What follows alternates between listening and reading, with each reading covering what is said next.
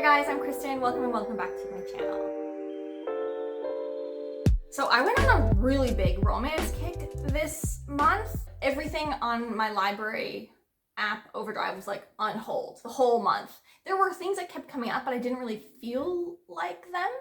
A lot of the time was just looking for something really light, and Scribd has so many romance books on audiobook, and I've been using them a lot to just kind of like deal with my jet lag. Because if you miss something, it's not as significant as if you miss something in like a fantasy book where there's like a lot of heavy world building going on. All of the romance books I read using the app Scribd. Some of them were ebooks, most of them though were audiobooks. So I'll say which one was audio and which one was ebook. I'll start off with the DNFs. This is like an across the board, beloved by everyone book. And I will acknowledge that I DNF'd it for a very specific reason, and that is because I was listening to the audiobook. And that is Get a Life, Chloe Brown by Talia Hibbert.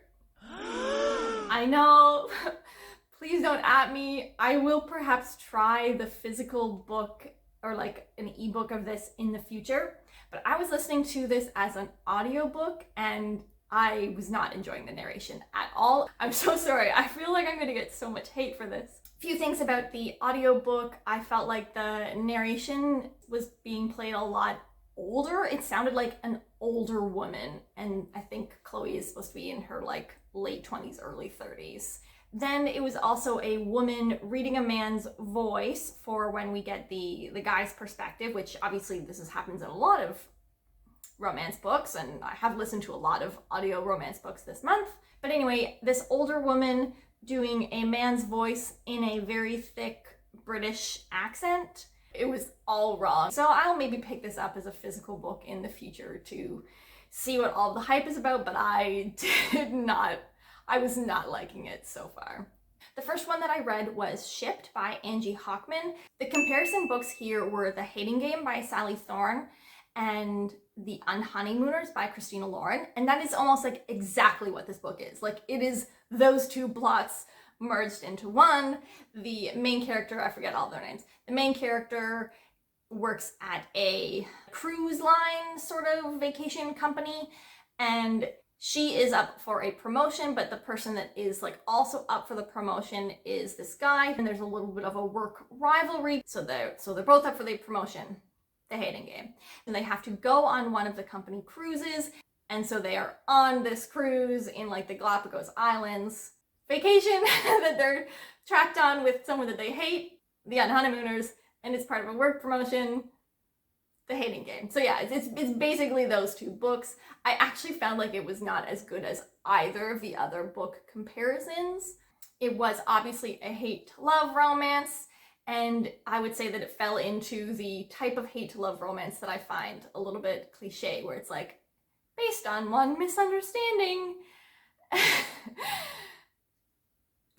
What I want out of a hate to love romance is like people who actually really, really don't get along, like really hate each other, and then are like forced to work together on something and begrudgingly see each other's good qualities over time and come to like want to be together. Like, that's what I want out of a hate to love, not people who are very clearly, obviously sexually attracted to each other because they're both so good looking, and the one person hates them because of one thing that happened. That's also the case with the Unhoneymooners and the hating game, sort of. And then, turns out, you know, one person maybe didn't hate the other one as much as that one thought, you know. This was, I would say, just like average and didn't really leave a lasting impression. The next romance book that I read was actually The Hating Game. I might have read it first. I don't remember the order here. The Hating Game, I did listen to the audiobook because I was doing outdoor work like staining the deck and the dock and stuff like that at the cottage, listening to this, and I did really enjoy The Hating Game. I would definitely be interested in reading this book again as a ebook or like a physical book, because I didn't 100% love the way that the narration was done.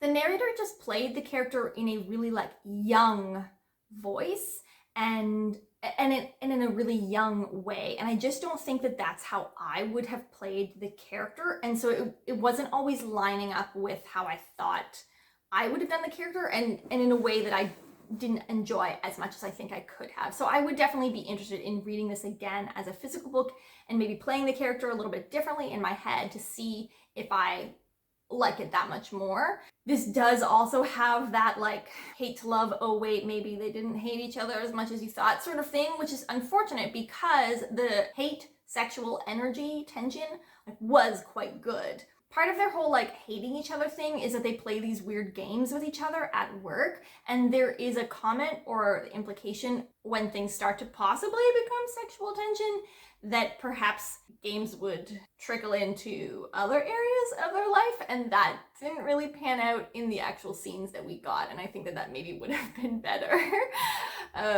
Better smut. Another thing that maybe wasn't exactly as how I would have done, or that I think it could have been better if, is the ending. They're sitting having a discussion and it's like, oh, don't worry, bam, bam, bam, bam, bam. Like, this is how it's gonna work. And they're talking about it instead of us, the reader, actually seeing it play out that way. But I just think that I would have maybe liked the ending more if I had have got to see it play out instead of just being told this is what's going to happen. Then, also on audiobook, I listened to It Happened One Summer by Tessa Bailey, which is a relatively recent release. Apparently, the inspiration was Alexis from the show Schitt's Creek, which is also amazing. Canadian show, love it. Watched it before it was really popular, just humble brag. And yeah, definitely. Like, I even, when I was listening to it, I was picturing the actress Annie something, but the Alexis from Schitt's Creek. I was picturing her as the main character, so that really, really helped with that vibe. I thought this book was really, really good. I am very interested in reading other Tessa Bailey books now. I thought the steam was great, and the steam was a little bit atypical. I don't want to say details, but there were some elements to the actual physicality of it that were not things that you typically see in a romance smut scene. So that was kudos for it being a little bit different. There is no really like big trope here. The whole setup is like rich girl from LA has to spend 3 months in a really small fishing town in, I think, the state of Washington. And she meets this guy who is a fisherman and who particularly does like the really, really dangerous king crab fishing in Alaska. And the whole thing isn't like, it's not hate to love, although they maybe don't get off on the best of foot. It's not like friends to lovers. It's not fake dating or any of the standard tropes. It's more like big city girl, small town. Is she gonna stay there? Like, that's the question mark in this relationship, and like really the only conflict. I thought this relationship was really great. There were some interesting, really, really interesting elements to it. They had that very, very different personality type and different interest thing, and it was just really great to see how positive they each were in regards to each other. They never asked the other one to change. They were like really respectful of each other's differences. This was great. Great smut. Great relationship. We'll be reading more Tessa Bailey books. It was around this time that Scribd started to not turn me down, but like filter what I was and wasn't allowed to read. So I felt like it was more of the popular, newer romance books. I was told by Scribd that they were like currently unavailable, and so I feel like what I read was like less well known, maybe, at least to me, or like older stuff. So the next book that I read was The Worst Best Man by Mia Sosa. This is a, I guess, kind of forbidden love romance where the main character is left at the altar 3 years later. She runs into both the groom and the brother for a work-related thing, and she has to work on this project with the ex-fiance's brother. This was also pretty good. Again, A+ on the steam. The main character here is Brazilian, and her Brazilian culture is really, really all throughout the book. There's also quite a bit of her experience as a person of color, and particularly how that plays into the way that she presents herself to the world and how her personality is perceived. And I really liked that that played into the budding relationship with the ex-fiance's brother, which obviously that's where this was going. Sorry, I don't know if that was clear. So I liked that that was really not just a part of the book, but that it was a part of them understanding each other and getting to know each other as people, potentially going into this romance. If you really like the, oh no, there's only one bed trope or like plot device, This book has that, and it was very good. The audiobook for this one, though, the guy that was narrating the male leads chapters did a great job on the guy's voice, did a horrible job of the woman's voice. Like, horrible.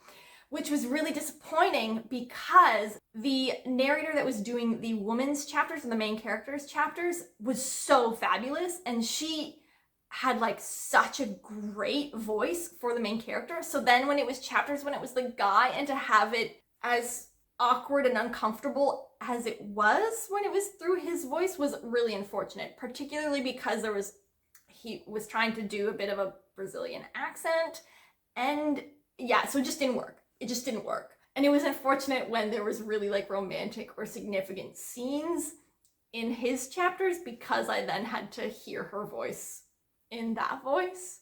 So I read Beautiful Bastard, or listened to actually. This one was also an audiobook, and I think this is what I listened to right after finishing The Witch's Heart, which was just like so heartbreaking and depressing. I was like, I need something really, really just like light.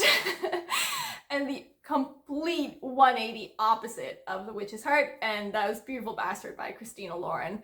Also, I would say this was a very, very, very smutty book. It is almost exclusively smut. Like, every single chapter till at least the 75% mark, I think, had a individual scene. I think it is a much older, like, original Christina Lauren book.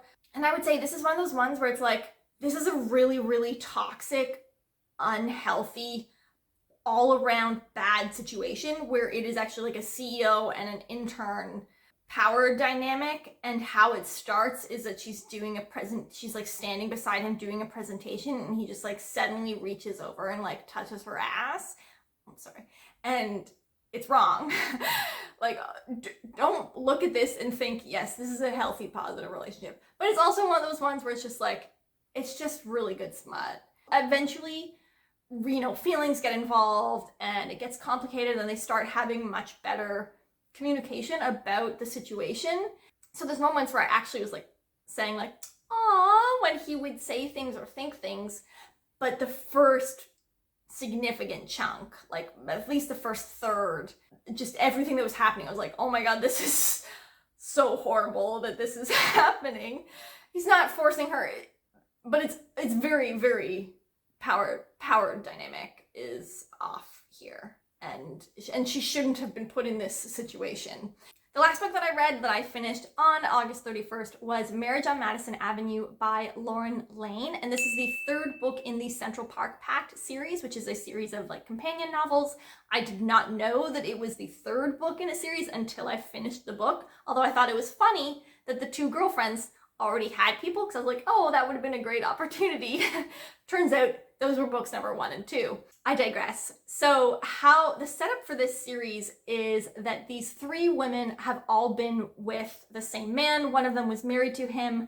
The main character in this book, Audrey, had been dating him for a year, and the other woman had been sleeping with him for 3 months. And when he dies, they all find out about the existence of the others, and they make this pact to protect each other from future assholes, essentially. Like they kind of become friends, and they make this pact to pre-screen each other's guys and help them from getting hurt again in the future. The main character in this book is Audrey, and she has a male best friend. So this is a friends to lovers romance, but it's also a fake dating romance. Clark, the best friend, has a mother who is really, really trying to set him up and push him towards one of his ex-girlfriends, which he doesn't want. So he, to get out of this, says that he's already engaged to Audrey. She has some bad press, relationship-wise, going on at the time, and they decide to, I guess, continue on the fake engagement. I mean, the timeline here doesn't make sense, I will say that, in terms of, like, from beginning to end, the timeline doesn't work for me, but it was really cute.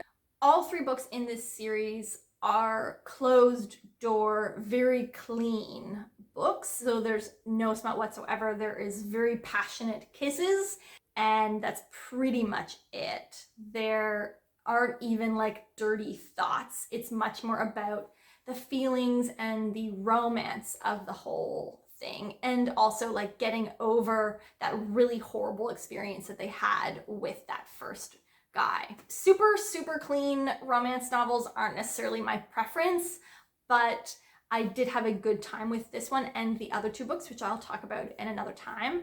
Anyway, that is it for me today. Have a great day, everyone. I'll see you next time. Bye.